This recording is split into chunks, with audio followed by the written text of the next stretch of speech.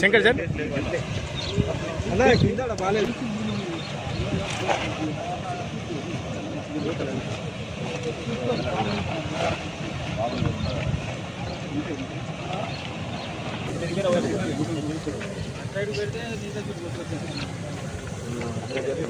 ఇక్కడ ఆగిపోయింది.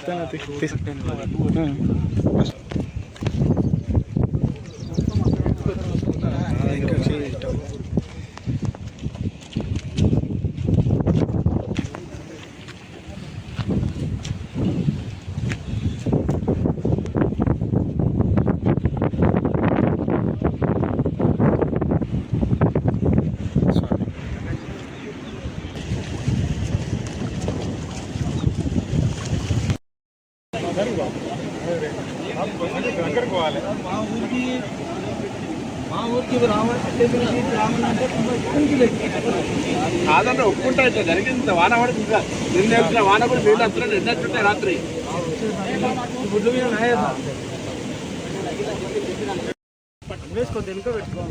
అన్న మీ ఫోన్ అనిపిస్తలేదు. నరేష్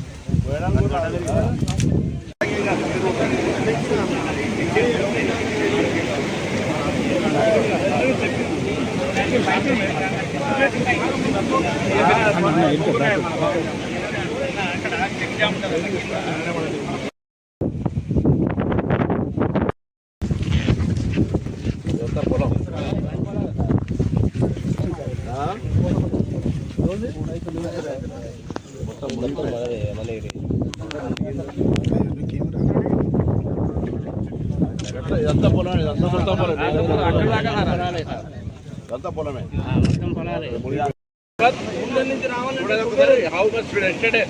రాత్రి వాన పడ్డదానికి ఇక్కడ ఇంత స్పీడ్ అంటే ఎంత ఉండాలి?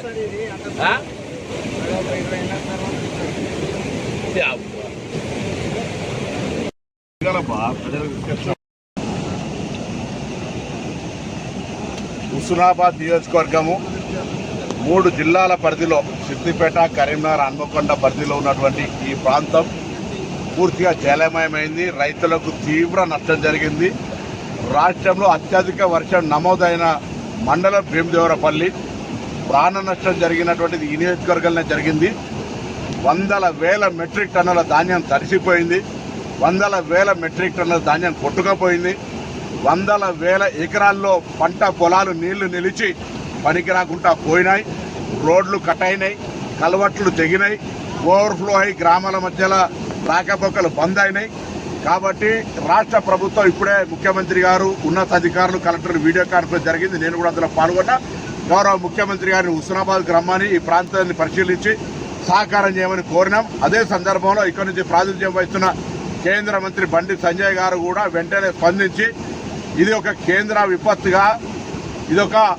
విపత్తుగా తీసుకొని కేంద్ర ప్రభుత్వం నుంచి కూడా పూర్తి సహాయ సహకారాలు అందించాలి. ఈ సమయంలో రాజకీయాలు కాదు, రాష్ట్ర ప్రభుత్వం నుంచి అన్ని రకాల సహకారం చేయడానికి గౌరవ ముఖ్యమంత్రి గారు సిద్ధంగా ఉన్నారు.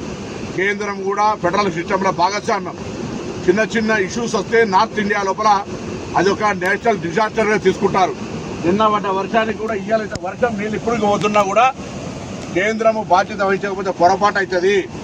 కాబట్టి దయచేసి మరొకసారి నేను కోరుతా ఉన్న రాష్ట్ర ప్రభుత్వం పక్షాన కేంద్రము ఈ జరిగినటువంటి నష్టానికి భాగస్వామ్యం ఇచ్చి ఇక్కడ రైతులను ఆదుకోవాలి. అధికారులందరినీ గౌరవ ముఖ్యమంత్రి గారు ఆదేశించినారు. అన్ని నమోదు చేయండి.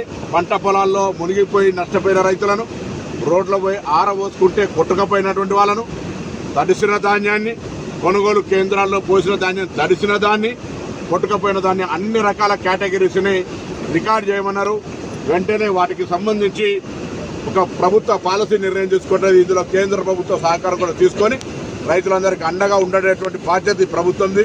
రైతు ప్రభుత్వం రైతులకు సహకారంగా ఉండే విధంగా ఇంత పెద్ద విపత్తు నేను చాలా మందిని అడుగుతున్నా, ఎప్పుడు కూడా చూడలే అంటున్నారు. 34 ఏళ్ల తర్వాత కూడా ఇటువంటి వర్షం లేదని చెప్పేటువంటి సందర్భంలో ఈ ప్రాంతంలో బాగా ఎఫెక్ట్ అయింది. దాదాపు ఇప్పటికున్న సమాచారం 3కి ప్రాణ నష్టం జరిగింది అని చెప్తా ఉన్నారు. ఇక బాడీ దొరకలేదు. ఇటువంటి సందర్భంలో ప్రభుత్వం అప్రమత్తంగా నిన్నటి నుంచి నేను కలెక్టర్లను, పోలీస్ అధికారులను, రెవెన్యూ అధికారులు అందరూ మా నాయకత్వాన్ని కూడా మండల స్థాయి, గ్రామ స్థాయిలో అప్రమత్తంగా ఉంచుతాను. ఏది ఏమైనా ఇది ఒక ప్రజా సమస్య. అందరూ రాజకీయాలకు అతీతంగా అన్ని పార్టీలకు సంబంధించి లేదా మానవత్వం ఉన్నటువంటి ప్రతి వ్యక్తి రైతులను ఆదుకోవడానికో, ఆ ప్రాంతంలో ఇటువంటి వరదలు వస్తున్నప్పుడు ప్రజలను రక్షించుకోవడానికో అందరం సహాయకరంగా ఉండాలని సందర్భంగా నేను విజ్ఞప్తి చేస్తా ఉన్నాను. మన ఛానల్ని చూస్తున్న ప్రతి ఒక్కరూ సబ్స్క్రైబ్ చేసుకొని లైక్ చేసి షేర్ చేయడం మర్చిపోకండి.